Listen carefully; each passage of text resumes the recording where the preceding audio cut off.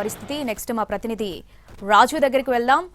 రాజు, ఎవరైతే ఇప్పుడు ఇళ్లలో నుంచి బయటకి వెళ్లిపోయారో వాళ్ళంతా తిరిగి ఇప్పుడు ఇళ్లలోకి చేరుకుంటున్నారా? అక్కడంతా కూడా సాధారణ స్థితి నెలకొందా?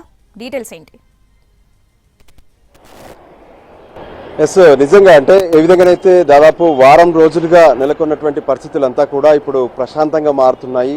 ఒకవైపు యుద్ధ వాతావరణం, ఆ తర్వాత ఉద్రిక్త పరిస్థితులు, ఎక్కడి నుంచి ఎప్పుడు ఈ పాకిస్తాన్కి సంబంధించినటువంటి ఆర్మీ ఈ గ్రామాలపై దాడి చేస్తుందో తెలియనటువంటి టెన్షన్ కూడా కనిపించింది. అంతేకాదు పూంచ్తో పాటు రాజౌరిలో ఉన్నటువంటి పలు ఇళ్లపైన పాక్ వేసినటువంటి దాడులు పెద్ద ఎత్తున విధ్వంసాన్ని చేసినటువంటి పరిస్థితి కూడా కనిపించింది.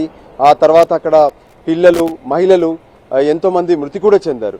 సో ఇప్పుడిప్పుడే గ్రామాల్లో పరిస్థితులు సద్దుమణుగుతున్నాయి. దాంతో జనమంతా తమ తమ ఇళ్లకు చేరుకునే ప్రయత్నం చేస్తున్నారు. మనం చూస్తున్నాము అతి తక్కువ దూరంలోనే పాకిస్తాన్ రేంజ్ కనిపిస్తుంది.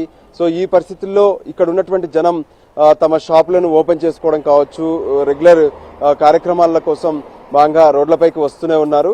సో ఇప్పుడిప్పుడైతే పరిస్థితులు సాధారణంగా కనిపిస్తున్నాయి. కానీ రాత్రి అయితే మాత్రం కొంత టెన్షన్ కనిపిస్తుంది.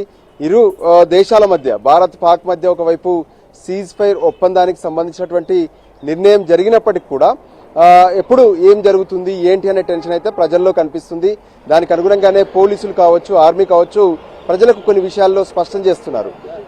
డే టైంలో ఎలా ఉన్నా సరే రాత్రిళ్ళు మాత్రం బయటికి రావద్దు, ఇళ్లకే పరిమితం కావాలి, దానివల్ల నష్టం అనేది నివారించగలుగుతామన్న విషయాన్ని కూడా స్పష్టం చేశారు. దానికి అనుగుణంగానే సాయంత్రం 7 నుంచే కొంత బ్లాకౌట్ పరిస్థితులు కనిపిస్తున్నాయి. అధికారికంగా బ్లాకౌట్ లేకపోయినప్పటికీ రెండు దేశాల మధ్య ప్రస్తుతం ఏదైతే తూటాల పేలుడు కావచ్చు, బాంబుల మొత్త లేకపోయినప్పటికీ ఎప్పుడు ఏం జరుగుతున్నటువంటి ఒక టెన్షన్ పరిస్థితులు మాత్రం అంతటా కనిపిస్తున్నాయి. దాంతోనే ప్రజలు ఇంకా తమ ఇళ్లకు వెళ్లేందుకు కూడా భయపడుతున్నారు. ఇక మరోపక్క ఏదైతే ఇప్పటి వరకు పాక్ వేసినటువంటి కొన్ని ఏవైతే అటు గ్రెనేడ్స్ ఉన్నాయో అవి పేలని పరిస్థితులు కూడా ఉంటాయి.